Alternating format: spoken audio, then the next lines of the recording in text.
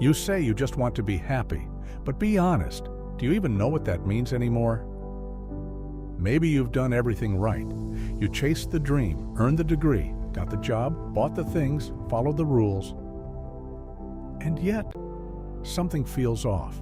There's this quiet discontent gnawing at the edges of your life, not loud enough to scream, but persistent enough to haunt you. You look around and wonder, why do I feel this way when I have so much? Because somewhere along the line, you were sold a version of happiness that was never yours to begin with. The happiness blueprint you never chose. From the moment you could walk, talk, and comprehend, you were told what happiness is supposed to look like. Smiling faces, big houses, romantic love, success, comfort, control. You watched the commercials, you listened to the teachers, you internalized the stories, and you believed them. We all did. Plato once said, "Those who tell the stories rule society," and the story they told you was a lie. The lie of more.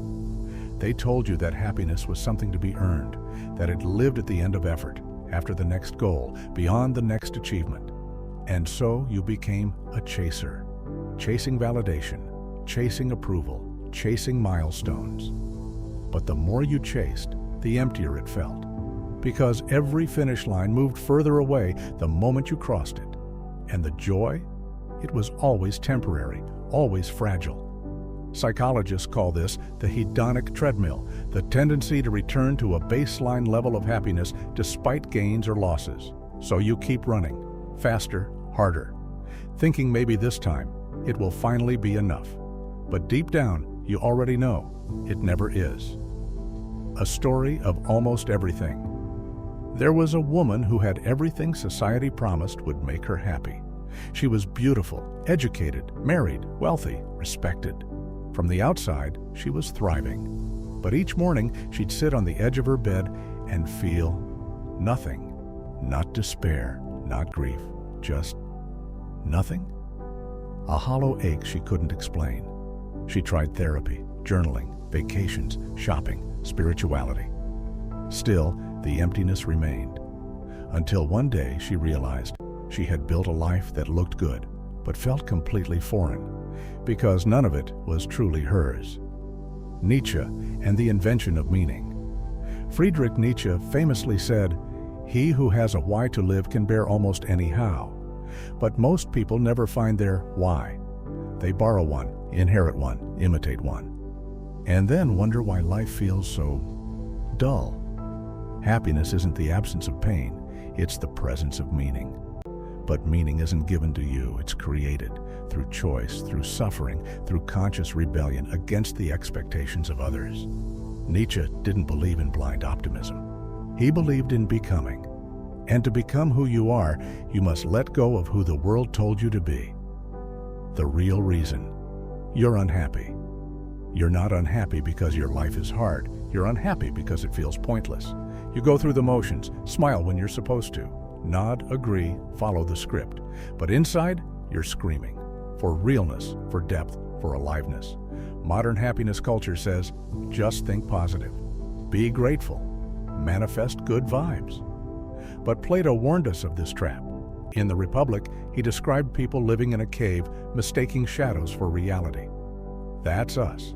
Mistaking dopamine for joy, mistaking distraction for peace, mistaking performance for purpose, the psychology of numbing. We don't seek happiness, we seek escape from boredom, from guilt, from our own thoughts. We scroll endlessly, binge content, overeat, overwork, drink, numb. But numbness isn't peace, it's quiet despair. And the scariest part? We've gotten so used to it, we call it normal. An ancient twist. The Stoic way. The Stoics had a radically different view of happiness. To them, happiness wasn't about feeling good. It was about living well. Epictetus taught that peace comes not from what happens to you, but from how you respond. Seneca said, true happiness is to enjoy the present without anxious dependence upon the future. They didn't chase feelings. They cultivated virtue, discipline, wisdom, courage, integrity. To the Stoics, happiness was a byproduct of living in alignment with your values, not a destination. They didn't ask, what will make me feel good? They asked, What kind of person do I want to be? What if you did the same? The trap of external validation. Most of your unhappiness comes from comparison. You don't just want success. You want more than him. You don't just want love. You want proof you're lovable. You don't just want peace. You want to look peaceful to others. We seek approval in metrics, followers, likes, titles, income. But none of those things can answer the most important question. Do I like who I am when no one is watching? Until the answer is yes, no amount of applause will fill the void. The quiet revolution. True happiness starts when you stop trying to be liked and start trying to be whole. When you choose stillness over stimulation, meaning over metrics, truth over comfort. You don't need a new life, you need a new lens. You don't need more, you need less, but real. Real connection, real challenge, real silence, real presence.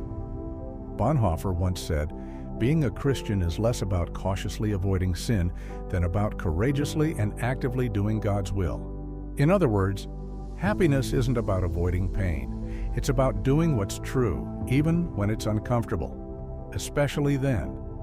A mirror you've avoided. Tonight, be brave enough to ask yourself, whose version of happiness am I chasing? What do I think happiness will fix in me? What would my life look like if I stopped pretending? Don't just reflect, respond. You are not here to perform. You are not here to prove. You are here to live. The final twist. What if happiness isn't the goal? Maybe the real question isn't, how can I be happy? Maybe it's, what kind of life feels meaningful enough to suffer for? Because you will suffer. That's not optional. But choosing why you suffer, choosing a life that's worth it, is. And oddly enough, in that choice, you may finally feel peace. Not the sugar-coated peace of convenience, but the raw, unshakable peace of knowing you are exactly where you're meant to be. Not because it's easy, but because it's real. If you want to see more, click the subscribe button and like.